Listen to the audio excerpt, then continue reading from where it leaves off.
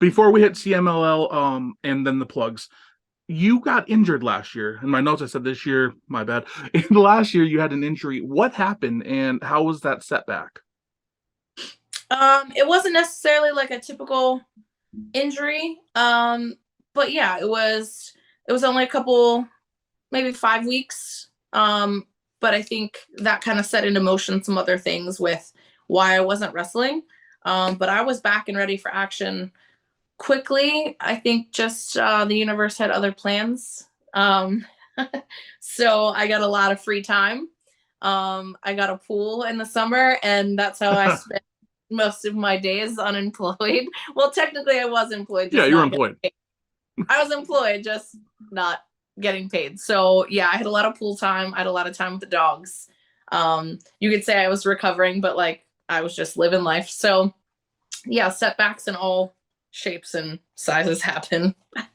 Definitely. And, we don't need to get into that. Your setbacks are publicized. Everyone can look that up if they want, but you've recovered very strongly. And that's where I want to get to. CMLL, how did the opportunity come about? When we were first talking about doing this interview, want to say it was maybe a month or two ago, right when the channel started. I think you were going there for the first time. And now you've been there a couple times since. So, what's the experience like? How did the opportunity come about? And how are you enjoying it? So the opportunity was a Grand Prix, which was Mexico versus the rest of the world. So they had talent from all over Chile, Japan, America, Puerto Rico, and a talent was asked who they thought would be good to work Japanese wrestlers, and my name was brought up. And I think they did some research, and that was it. I got the call, and it was an incredible experience. I think, I was very down at the time. If you've seen any of like my recent interviews, I talk about like I was just in a really bad place. I didn't know if I wanted to continue wrestling. But I wanted to go to Mexico very much. So I was like, maybe I'll just go and then be done after Mexico. Um, but it was refreshing because no one knew who I was really, right? Like you're a nobody again, and you go out in front of these people and they're forced to make judgment upon you. Like they have to make a decision if they like you or not, they think you're talented or not. So um having really like no politics involved, no anything. It was just like I'm a foreign person coming into a new territory, and they took to me, which was incredible. You can't fake that. So Yeah. I was like, holy cow, this is great. So it was a really, really fun week. They were super hospitable. Like everyone was great to work with over there. Got called to come back last trip. My partner and I won the whole tournament, the Bicentennial Cup, which was, I mean, I can't even really put into words. Like I was very, very emotional. I think, it was kind of the first really big deal for me. Like I'd won championships and stuff before, but it was just like, this one feels different, right? Like this is I mean, CMLL, that's huge. yes. Yeah.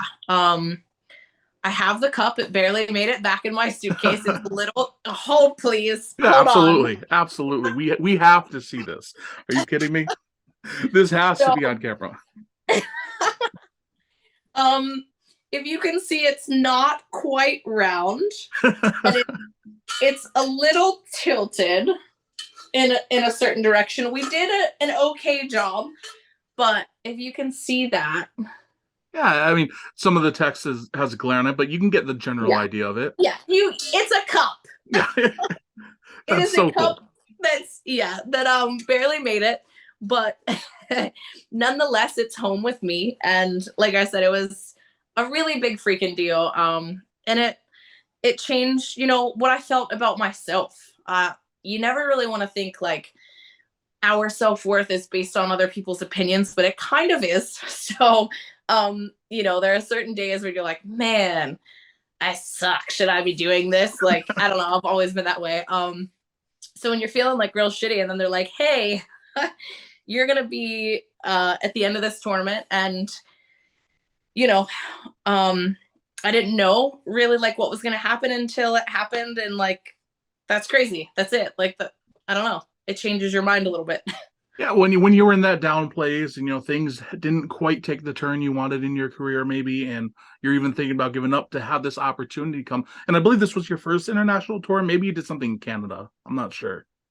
Yeah, I'd done something in Canada. I'd been to London before as Oh, okay. well. Yeah, I'd wrestled over there in like my second year. I think it's like 2019. I went over to the UK. But But still, it's a big opportunity. yes, yes.